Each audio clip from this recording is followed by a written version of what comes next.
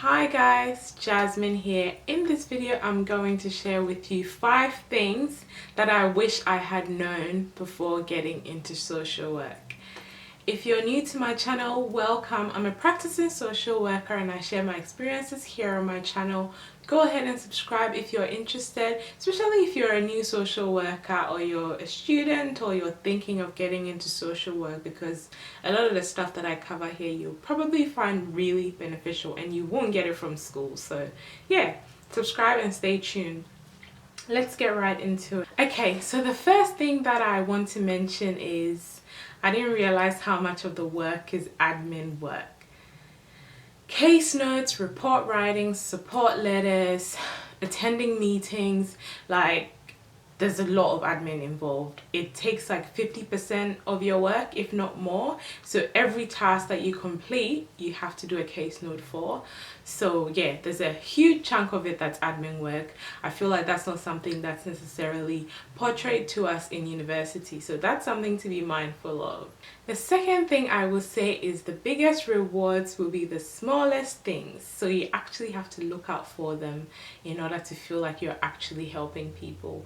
I feel like most of the time when we go to uni, we're like, yes, you know, we're going to be social workers, we're going to change the world, we're going to do this, we're going to do that. But the reality is those changes are like massive and it's not going to happen overnight, probably not even in your lifetime. So it's important to recognize the little changes. For me personally, I do work on intake, so a change in the client's demeanor, like, you know, when they first presented compared to when they're leaving, is usually a big thing for me, and that's something I tend to look out for. Sometimes I might see clients and in the first couple of minutes they keep looking down and they won't look at me, but you know, later on I notice that, oh, they're actually looking at me face to face whilst talking to me, and that's usually a massive change. So those are the little things. Depending on where you work, the change might be different, but it's important to try to celebrate the little things that happen you know, in your work. I think in one of my previous videos as well, I was saying how thankful I was for certain things, which I think if I wasn't in the role as a social worker I probably will overlook very easily, but because I work in this field and I know how challenging it can be, I try to seek out the little things to be thankful for. So yeah, you're probably not going to change the world, so it's important to look for the little changes and be appreciative of them. I thought, you know, you could just go in and, you know, you could support people and people will be fine automatically, or not automatically. I knew it would take time, but I didn't necessarily, I guess, anticipate how much how big these problems are and how far they go, and you know, systems issues and all that. I think those are all things that you probably won't recognize just from going to university until you start practicing social work.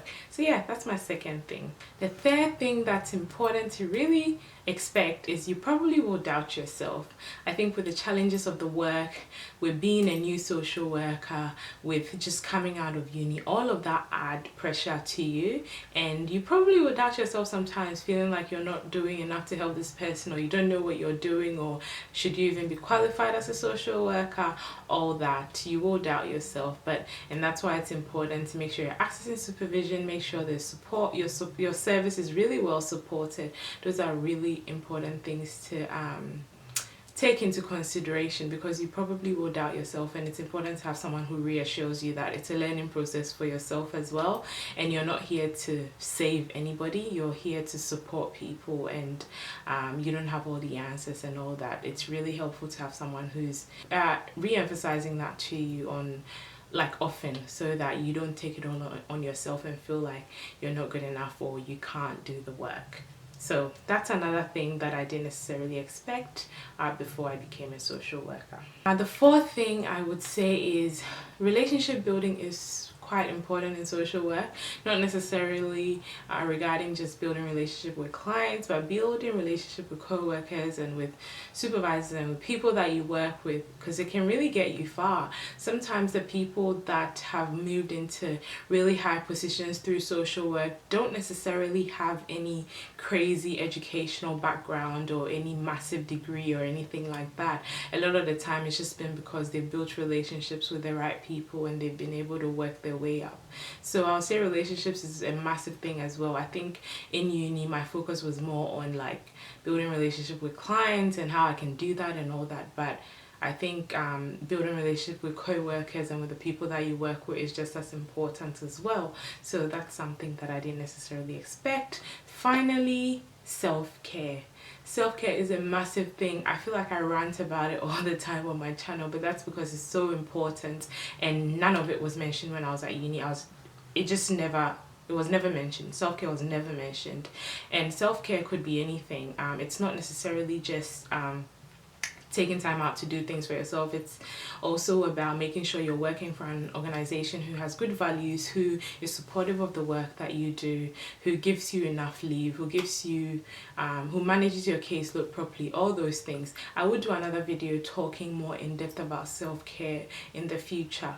But yeah, that was my 5 things that I didn't expect when I was at university, but now that I'm in social work, I'm definitely experiencing these things. Is there anything that you guys have experienced since becoming a social worker that you didn't necessarily expect? Is there anything that you as a student is expecting to experience in social work? Let me know. I'd love to know in the comment section below. Let's get interactive and talk about stuff.